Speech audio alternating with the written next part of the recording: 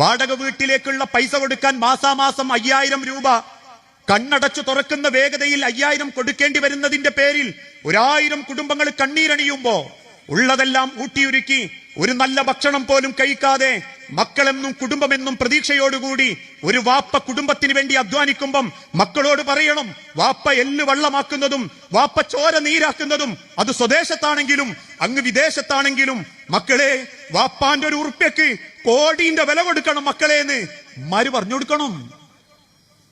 അതുകൊണ്ട് അള്ളാന്റെ ഹബീബ നബി തങ്ങൾ പറഞ്ഞതും കല്യാണം കഴിപ്പിച്ചെടുക്കുന്ന വാപ്പാര് പറയുന്ന ഒരു വാക്കില്ലേ, എന്താ? ഞാൻ നിന്റെ മകളെ നിനക്ക് ഇണയാക്കി തുണയാക്കി തന്നു. ആര് പറഞ്ഞിട്ട്? അമറല്ലാ, പടച്ചോൻ പറഞ്ഞിട്ട്.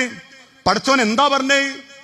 എന്റെ മകളെ കൊണ്ട് ആ കുടുംബം കണ്ണീര് കുടിക്കണം എന്നല്ല, എന്റെ മകളെ കൊണ്ട് ആ കുടുംബത്തിന്റെ സ്വസ്ഥത നഷ്ടപ്പെടണം എന്നല്ല, എന്റെ മകളെ കൊണ്ട് ആ കുടുംബം തമ്മിൽ തെറ്റിപ്പിരിയണം എന്നല്ല. ആ കുടുംബത്തിൽ എന്റെ മകള് കാരണം ഏട്ടനും അനിയനും വാപ്പ ഇമ്മയും പെങ്ങന്മാരും ആങ്ങളാരും തമ്മിൽ തല്ലുന്നുണ്ടെങ്കിൽ നിങ്ങൾ ചൊല്ലിക്കൊടുത്ത വേദവാക്യുണ്ടല്ലോ, മീസാക്കൻ വലിയ ബോധ്യം ചെയ്യപ്പെടും വാപ്പാരെ.